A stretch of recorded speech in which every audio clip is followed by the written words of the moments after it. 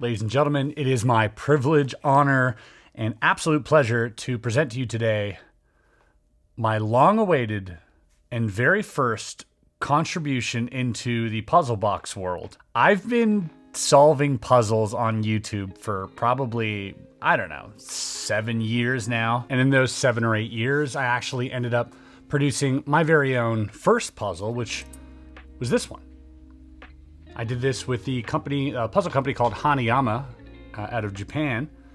And this was like a really simple sort of puzzle that you would take the loop and, kind of follow the labyrinth, find the move, extract it, and put it all the way back. These were great.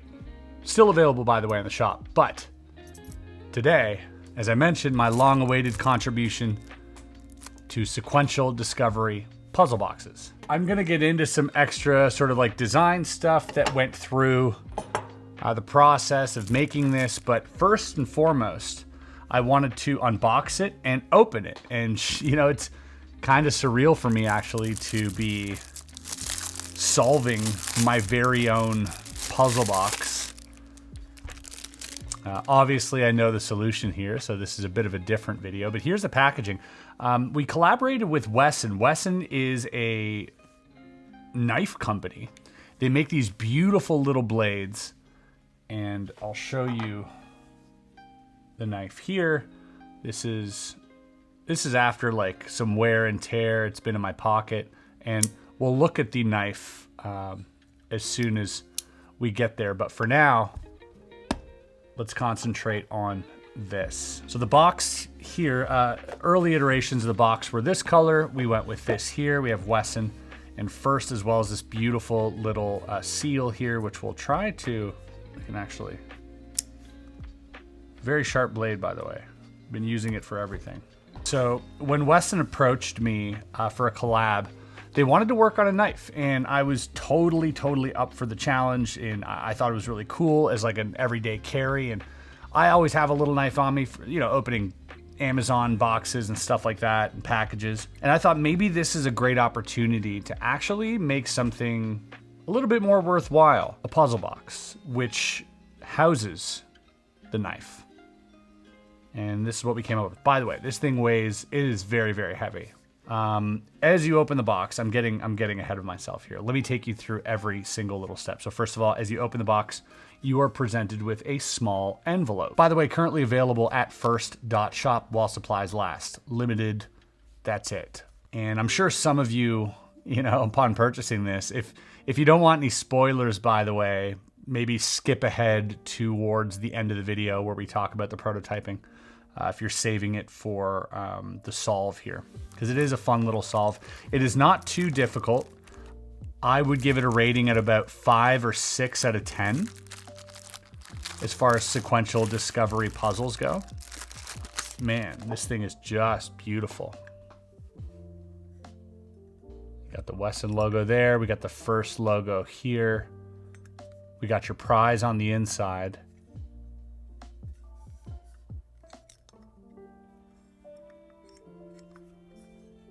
Just a beautiful piece of craftsmanship here. Very nice and elegant, super heavy, not too huge, and as you'll see in a second, not too complicated. Made of recycled materials, this paper is. Repair, don't replace. This is from Wesson. I do enjoy the packaging, very cool. We have a seal here, which is inspected and approved. Each product is inspected and approved by our team to ensure quality. A couple stickers, or just one sticker actually. And this is just basically a protocol, a lifetime warranty on the knives, which is phenomenal. So there's that. If you purchase one of these, know that, yeah, they are not cheap, but they do come with a lifetime warranty, as well as a really remarkable customer service that they have over there. And here it just gives you all the information on how to sharpen or clean your knife or care for your blade. We'll put that aside as well. And now we're left with the box.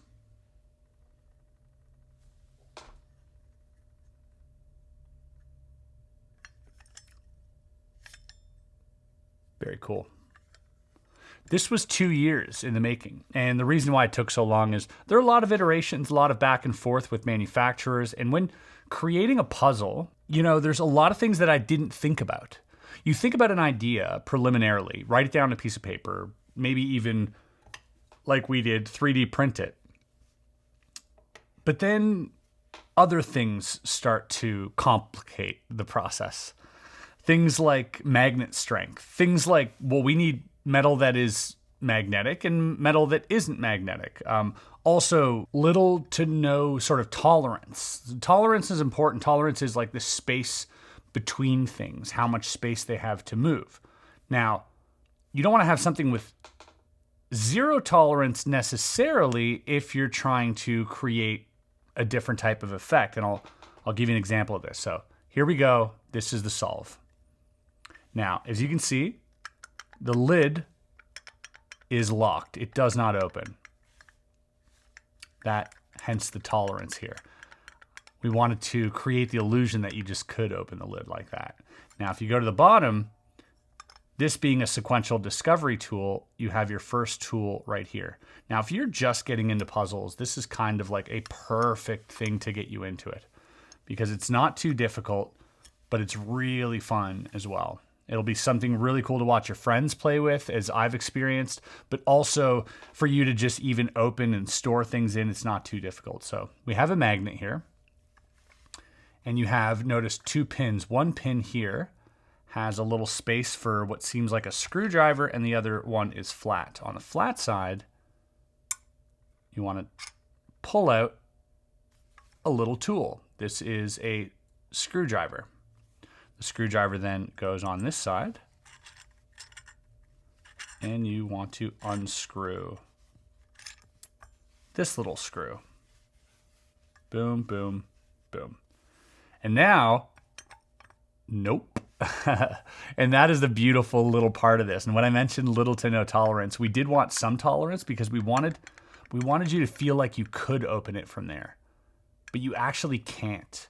And so it's a bit of an illusion, which I love. It was a kind of a tricky design, but it was fun to come up with something that looked like one thing, but behaved in another way and made it unique. And that really is, for me, the unique property of this puzzle, is this lid that doesn't really open. Now, at this point, if you're not familiar with puzzles, this is where you're probably going to struggle a little bit.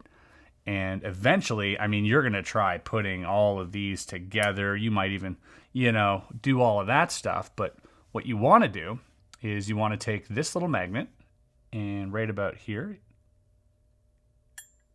so you can hear that, there's a pin. And then notice there's a magnet also here.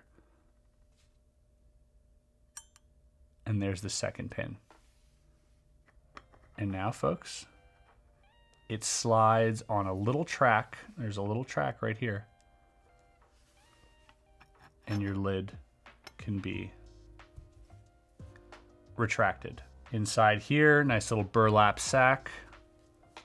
And in here, obviously, the prize, which is the prized possession. The beautiful Wesson first microblade. Just a really beautiful piece of work, honestly. It's got a little ring here in case you want to, tie it to something if you're out and about. This is brass. The blade is titanium, and so that blade will stay nice and sharp for a very long time. And the brass will get some nice patina on it, as you can see, even comparing sort of before and after. There's like a patina, and this will continue to wear down as it wiggles around in my pocket, which is really cool.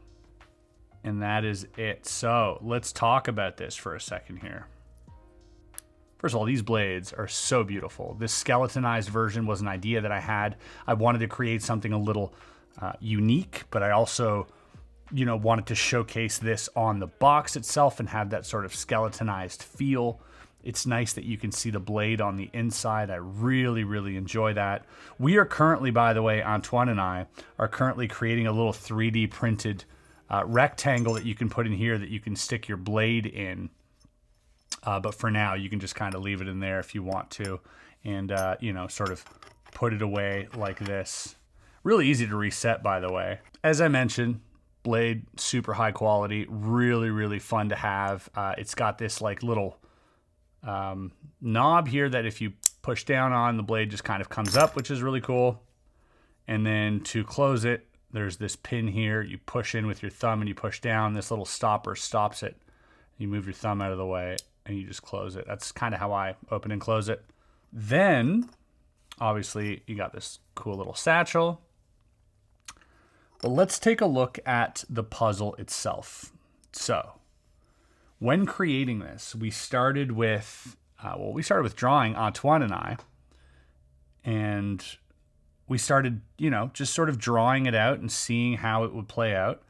And you can see the early iteration here. Well, this is actually a later stage one, but we had some earlier ones. This being, that being the tool that we had originally. Like Antoine had 3D printed all of this, inserted magnets in there and over here. So we had this, and this would have been our screwdriver, which we would then unscrew over here.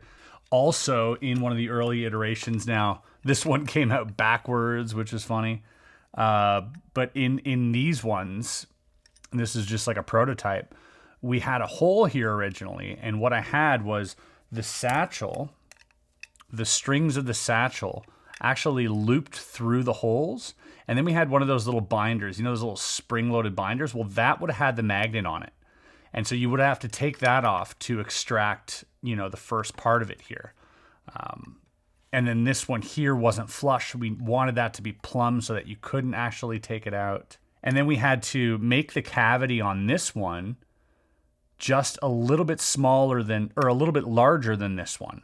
Because what would happen, if not, is that you would take this little one and you would put it in the wrong hole and it would fall too deep and then you wouldn't be able to take it out. So these are things we really didn't think about until you start watching people play with it and you see what they attempt to do. And it's really cool.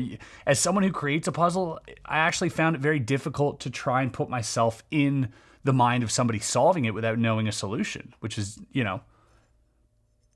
way different.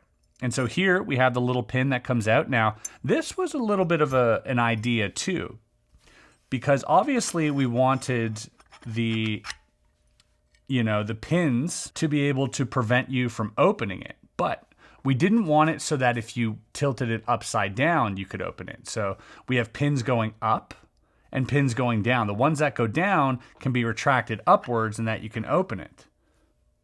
But if you were to put it upside down, you could not open it because the middle, or the pin that's on the bottom layer, would prevent you from opening it. So a bit of a gravity trick there, which was pretty cool. This pin here, so when you flip it upside down, you can see that little pin comes out. So that would prevent you from opening it there.